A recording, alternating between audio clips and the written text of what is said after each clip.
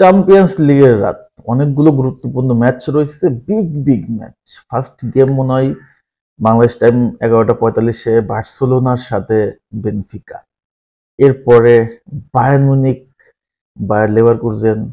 এরপর যদি দেখি আমরা ইন্টার মিলান, ফেয়েনর্ড এবং সবচেয়ে বিগ ম্যাচ, সবচেয়ে hottest greatest match Liverpool versus PSG. সবগুলো ম্যাচ নিয়ে প্রেডিকশন করবো। আগে বার্সেলোনাকে নিয়ে একটু কথাবার্তা বলা যাক। বার্সেলোনা লাস্ট ম্যাচটা যেভাবে বেনিফিকার মাঠে যে মানে হারায় আসছে, বলবো না ডোমিনেট করছে, কারণ একটা প্লেয়ার কম নিয়ে ফুল ম্যাচ খেলছে বেনফিকা। সেখানে 10 জন গোল খাওয়ার কথা ছিল, সেখানে একটা গোল খাইছে। যাই হোক, সো বেনফিকা এবার কিন্তু প্রতিশোধ নেওয়ার চেষ্টা করবে বার্সেলোনার মাঠে। তো বেনফিকা কিন্তু খুব সহজে ছেড়ে দিবে না। এমন না যে বেনফিকা ডিফেন্সিভ ফুটবলটা খেলবে, কোনোভাবেই না। বেনফিকা এক গোলে পিছিয়ে আছে, সো বেনফিকা চরম লেভেলে আক্রমণ করতে চাইবে। তো বুঝতে পারতেছেন ম্যাচটা কিন্তু জটিল হতে যাচ্ছে। বার্সেলোনা নকআউট স্টেজে সবসময় কেমন জানি মানে মেসি চলে যাওয়ার পর থেকে কেমন জানি আসলে ঢুকতেছে। লাস্ট সিজনেও আমরা দেখতে পারছি যে পিএসজি সাথে কতটা ধবল ধোলাই হয়েছে। সো এই সিজনটা কেন জানি বার্সেলোনাকে এক্সট্রা একটা কনফিডেন্ট বুস্ট আপ দেখা যাচ্ছে।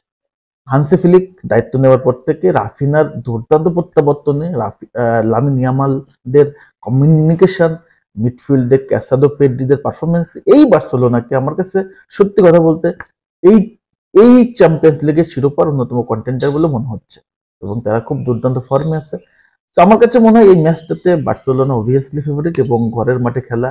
বেনফিকা যতই চেষ্টা করুক না কেন, আমার কাছে মনে হচ্ছে এটা বার্সেলোনার কি আসলে জিতা উচিত বা জিততে পারে।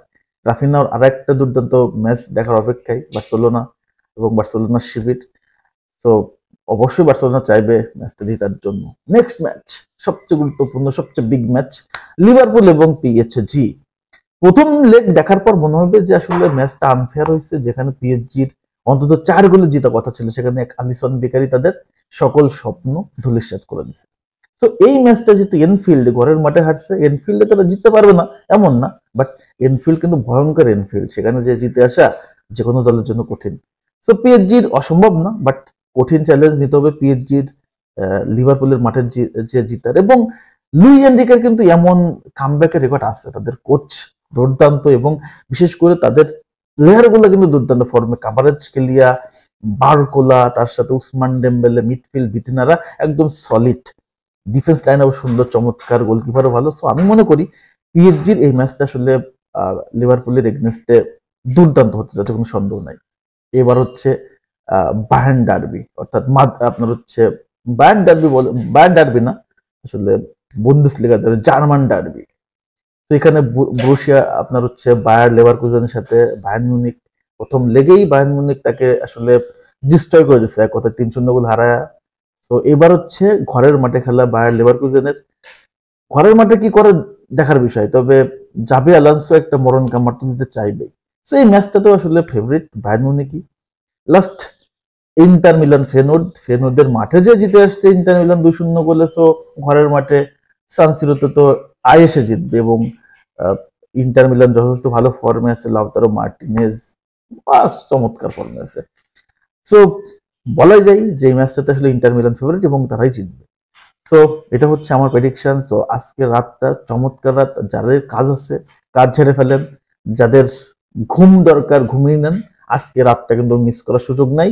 রাতে লাইভে আসবো, যারা যারা ফ্রি আছেন ঠিক রাত 10টা বাজে লাইভে আসবো চ্যাম্পিয়ন্স লিগের রাতে। আমি যে প্রেডিকশন গুলো করলাম আরেকবার কমেন্ট করি, রিমাইন্ড করি, বার্সেলোনা, ওইদিকে হচ্ছে বায়ার্ন মিউনিখ, দেন হচ্ছে আপনার পিএসজি, এবং হচ্ছে আপনার ইন্টার মিলান। লেটস সি কি হয়, রেজাল্ট দেখা যাক। তবে প্রেডিকশন যদি মিলে যায় ভালো, না মিললে সমস্যা নেই। তো সবাই ভালো থাকেন, সুস্থ থাকেন, আপনাদের মতামত কমেন্টস করে জানান।